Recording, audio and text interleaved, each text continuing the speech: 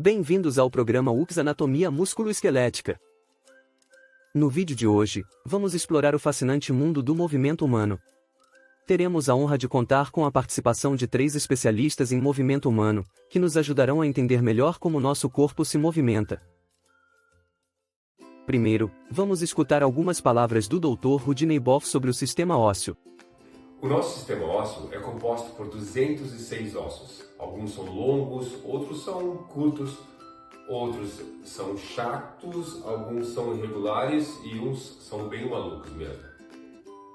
Ele é responsável por exemplo, armazenar os minerais que nós ingerimos, como cálcio, responsável também pela estrutura do nosso corpo, por produzir células sanguíneas lá dentro da medula e também por proteger nossos órgãos vitais, pulmões e coração dentro da caixa torácica, nas costelas e o nosso cérebro dentro do crânio. Obrigado, Rudy. Vamos ouvir algumas palavras da doutora Gabriela Borges sobre o sistema articular. Uma articulação é a junção entre 2 ou mais ossos, permitindo então o movimento e o suporte mecânico, sendo essencial para a mobilidade e flexibilidade do corpo humano. As articulações, então, elas são divididas em articulações fibrosas, que são articulações fixas e não permitem movimentos, por exemplo, como as suturas dos ossos do crânio. Temos as articulações cartilaginosas, que vão ser articulações com movimentos limitados, por exemplo, as articulações que estão presentes entre as vértebras da coluna vertebral e na sínfise púbica. Temos as articulações sinoviais, que vão ser articulações que vão permitir movimentos mais amplos e variados. As sinoviais, elas são divididas também em articulações esferoides, que vão permitir o movimento em várias direções, como a articulação do ombro,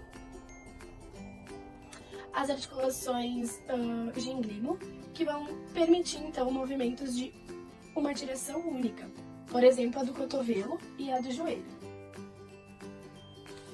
Temos as articulações pivô, que vão permitir a rotação, por exemplo, na coluna cervical.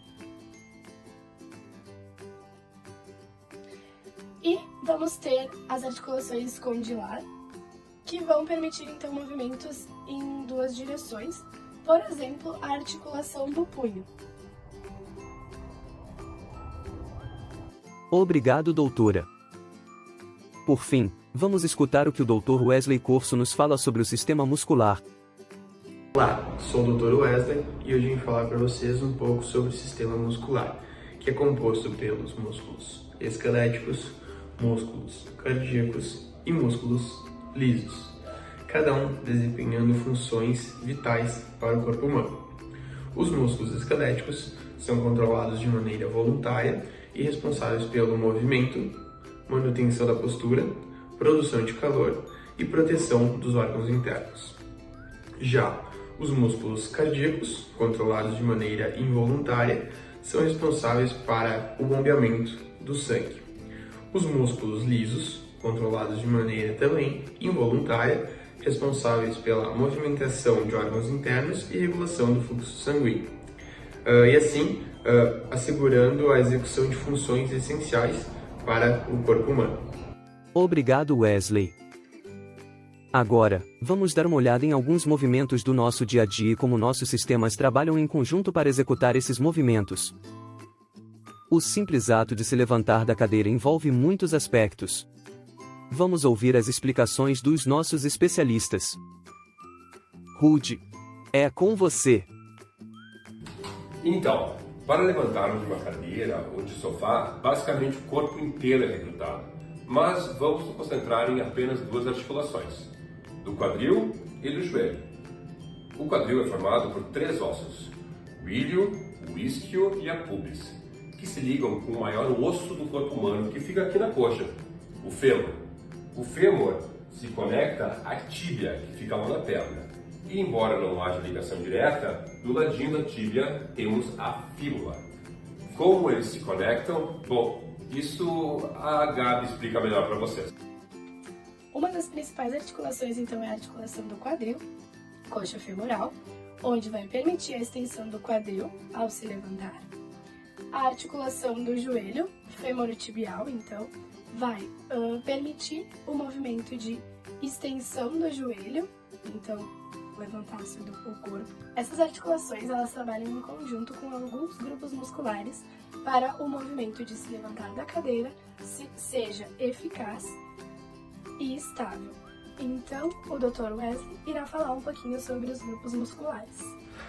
Olá, sou o Dr. Wesley e como a doutora Gabi falou, hoje vou explicar um pouco sobre os músculos utilizados no quadril e no joelho para e quando levantamos de um banco.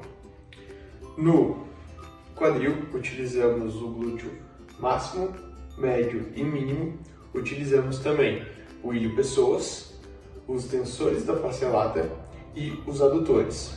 Já no joelho, utilizamos o quadríceps e os isquios tibiais.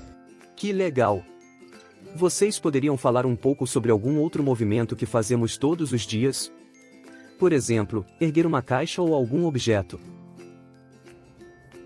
Bom, então, para carregar uma caixa, manter ela e colocar de volta no lugar, de novo, o nosso corpo inteiro trabalha. Mas vamos dar uma olhada em duas articulações, a do ombro e a do cotovelo.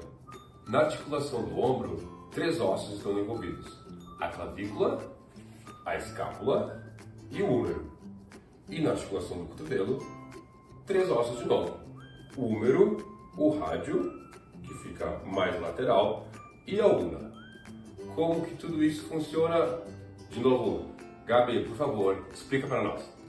Para levantar um objeto de cima de uma superfície, nós temos várias articulações que são recrutadas, mas as principais articulações são as articulações do ombro, glenomeral, onde vão estar auxiliando a elevação e o movimento do braço, as articulações do cotovelo, então, húmero ulnar, que elas vão estar auxiliando na flexão do antebraço para puxar o objeto até perto do corpo, as articulações do punho, radiocarpal, que vão auxiliar no manuseio ao pegar o objeto. Outras articulações são envolvidas, articulações pequenas, e vários grupos musculares também são recrutados ao fazer este movimento. Então, passo minha palavra para o Dr. Wesley, que vai explicar um pouquinho mais sobre os grupos musculares. Obrigado, doutora Gabi. Então, estamos aqui para falar sobre um segundo movimento, que é o de levantar um objeto. Com foco na articulação do cotovelo, temos a utilização de 2 músculos principais, o bíceps braquial e o braquial. Também falando sobre o levantar o objeto, os músculos do braço passam por fases. A de contração, a concêntrica, a de estabilidade, a isométrica e a de controle, a excêntrica. Todas elas para realizar o movimento de maneira eficiente e segura.